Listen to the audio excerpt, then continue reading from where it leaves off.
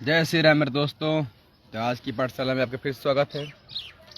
कुछ दिन पहले मैंने 26 मिनट का एक वीडियो बनाया था और मैंने कहा था कि भारत आने वाले कल में पाकिस्तान बनेगा। और इसके लिए कुछ और बातें भी आपको जानकारी देता हूँ। मैं मुसलमानों से नफरत तो नहीं करता, मैं मुसलमानों के खिलाफ नहीं बोल रहा। तो मुसलमान भाई लोग मेरी बात का बुरा ना माने।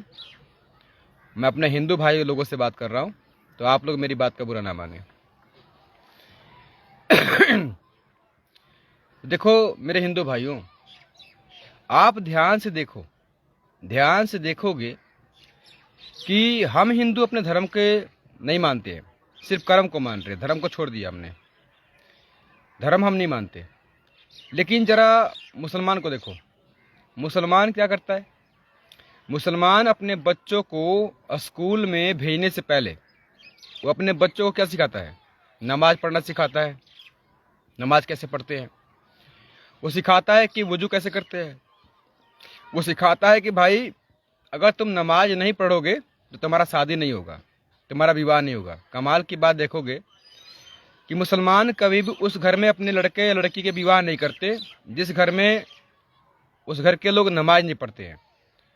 यानी मुसलमान उस घर में कभी शादी नहीं करता जिस घर के अंदर उसके मर्द लोग नमाज पढ़ने के लिए मस्जिद नहीं जाते हैं। जबकि जरा हम हिंदू को देखो, हम लोग हिंदू उस घर में विवाह करते हैं जिस घर में पूजा पाठ नहीं होती है। हम कभी ये नहीं कहते, हम हिंदू लोग, कि देखो जी तुम रामायण का पाठ नहीं करोगे तो हम तुम्हारे घर में विवाह नहीं करेंगे। हम ये नहीं कहते कि आपकी लड़की मंदिर जाती है कि नहीं जाती, आपका लड़का मंदिर जाता है कि नहीं जाता। अगर आपका लड़का रोज मंदिर नहीं जाता है, रोज भगवान की पूजा पाठ नहीं करता है, धर्म को नहीं मानता है, तो हम तुम्हारे घर में शादी नहीं करेंगे। हम हिंदू लोग ये नहीं कहते। जबकि मुसलमान को देख लो, मुसलमान कभी भी उस घर में अपना विवाह नहीं करता है जिस घर में उस घर के लोग नमाज नहीं पढ़ते हैं। मुसलमान कभी भी अपना बेटा का विवाह उस लड़की से नहीं करता है जो लड़की कुरान नहीं पढ़ी होगी। ध्यान सुन लो, मुसलमान कभी भी अपनी बेटी का विवाह उस लड़के से नहीं करता जिसका बेटा कुरान नहीं पढ़ा। मुसलमान कभी भी अपने बेटी का विवाह उस घर में नहीं करता जिसके घर में उसकी बेटी कुरान नहीं पढ़ी होगी। लेकिन हम हिंदू जब अपने बेटा और बेटी का विवाह करते हैं तो हम एक बार ये नहीं कहते हैं कि हाँ जी आपका बेटा रामायण पढ़ा है, गीता पढ़ा है, अगर नहीं पढ़ा तो हम विवाह नहीं करेंगे। आपका बेटा अगर रामायण नहीं पढ़ा, महाभारत नहीं पढ़ी, गीता नहीं पढ़ी है तो मैं विवाह नहीं करूँगा। हैं, चाहे लड़का हो चाहे लड़की की शादी। हम एक बार भी ये नहीं कहते कि हाँ भाई हिंदू का लड़का है या लड़का देखने गए तो हम ये नहीं कहते कि हाँ भाई बेटा तुमने पूरी रामायण पढ़ी है, रामायण पढ़ी है। रामायण में सवाल नहीं पूछते हम लोग। लड़का देखने जाते हैं तो हम रामायण में सवाल नहीं पूछते, राम के बारे में पूछना चाहिए कि राम ने कब कब क्या क्या किया, राम का धर्म क्या था, कैसे था। हैं, अब लड़की की बारी आती है तो हम लड़की से ये नहीं पूछते कि बेटा तुमने सीता के बारे में पढ़ा है, क्या तुम जानती हो कि पार्वती कौन थी, कैसे थी, क्या तुम पूजा पाठ करती हो, और तुमने भागवत गीता पढ़ी है। एक बार भी हम ये नहीं कहते कि हाँ बेटा तुमने भागवत गीता नहीं पढ़ी है तो हम तुम्हारे से अपने बेटे का विवाह नहीं करेंगे। हम एक बार भी ये नहीं कहते कि भाई तुम्हारा लड़का अगर भागवत गीता पूरी तरीके से याद नहीं किया तो हम अपने बेटी का विवाह नहीं करेंगे।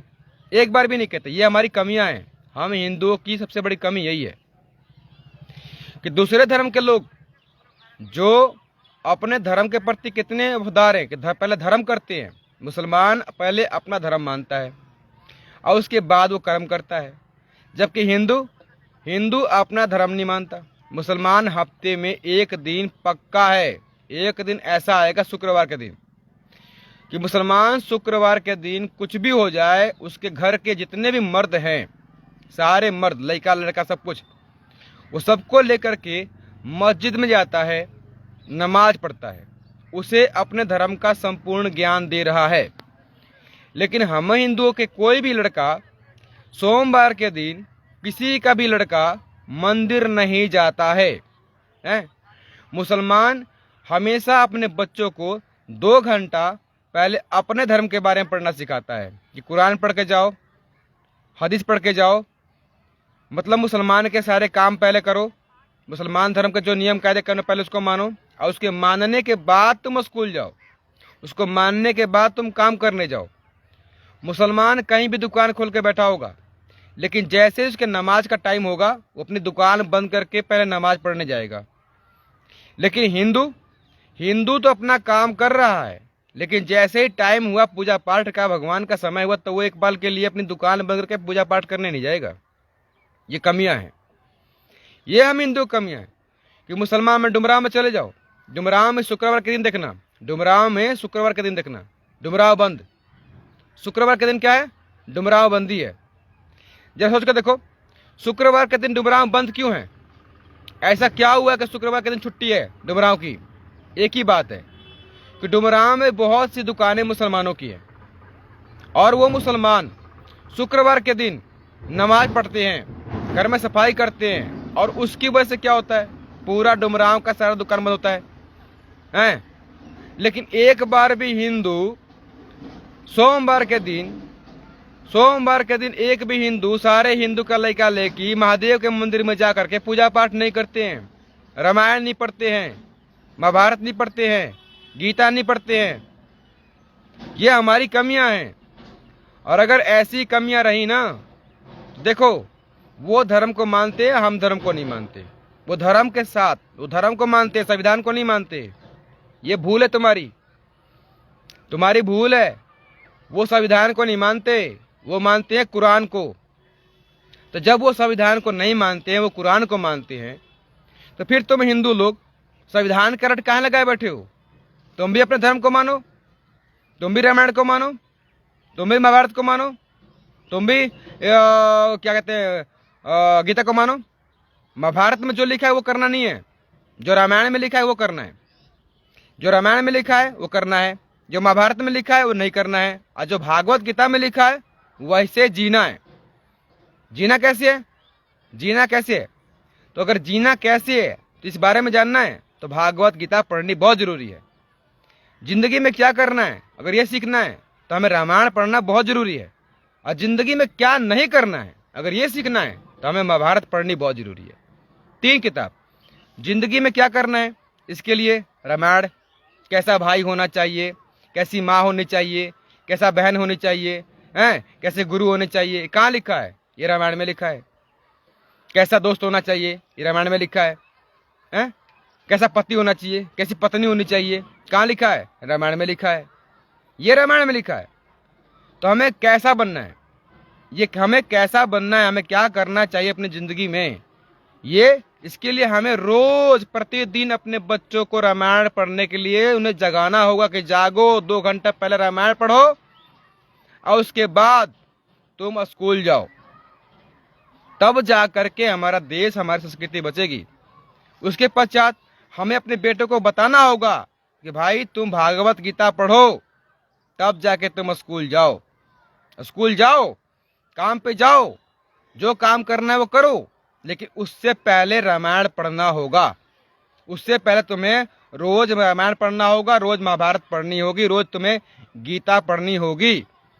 और ये पढ़ने के बाद जब ये 3 किताब कंठस्थ कर लोगे, जब रामायण पूरी तरीके से याद कर लोगे, फिर उसके बाद भागवत गीता पूरी तरीके से याद कर लोगे, उसके बाद ही हिंदू का लड़का या लड़की शादी के योग्य है।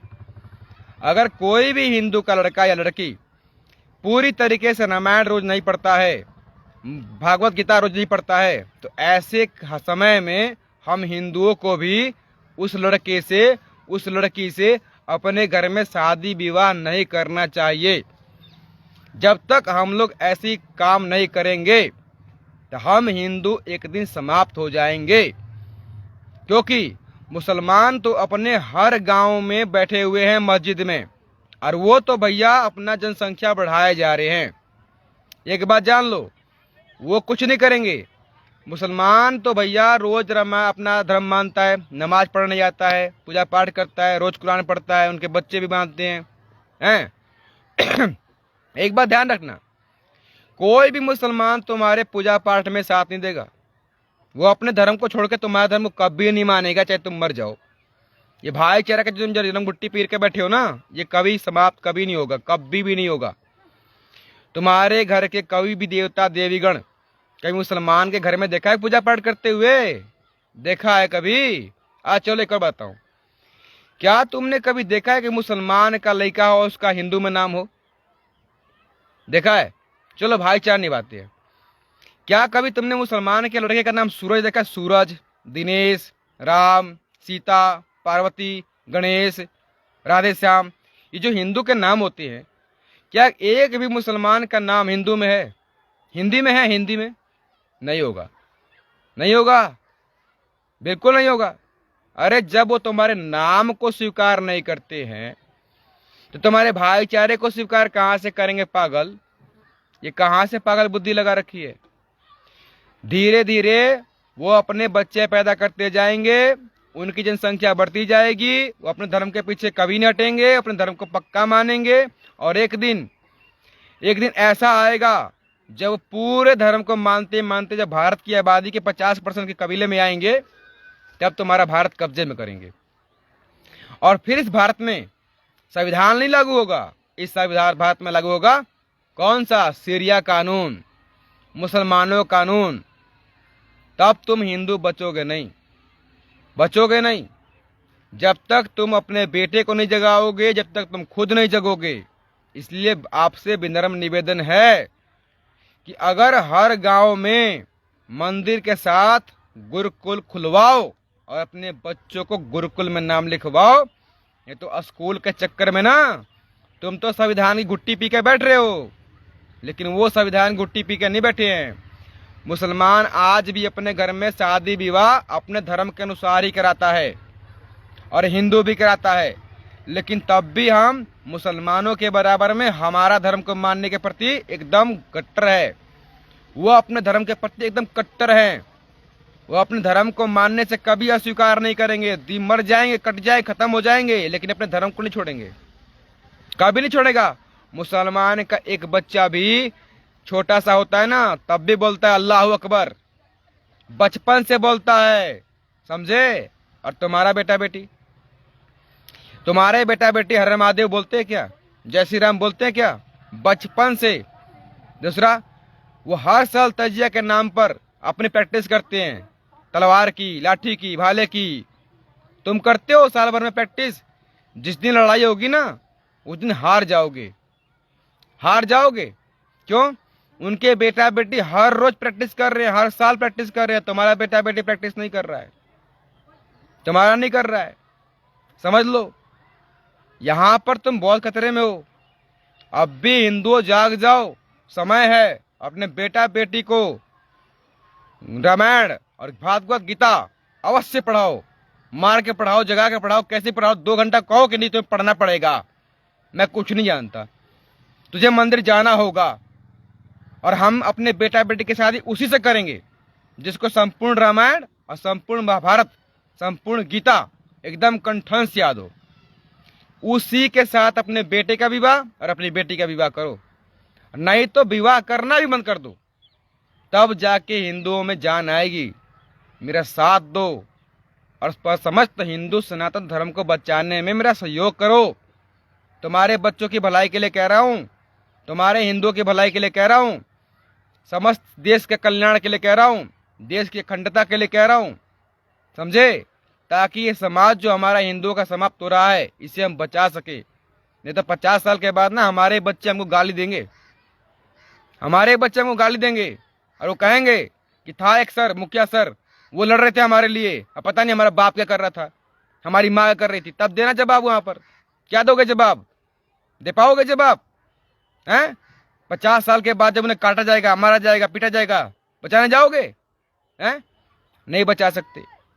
एक बात सीख लो, मुसलमान अपने बेटे और बेटी का विवाह तुम्हारे से करेगा तो तुम्हारे बेटे और बेटी का धर्म परिवर्तन करा देगा, समझ लो। लेकिन कभी भी वो तुम्हारे धर्म को स्वीकार नहीं करेगा।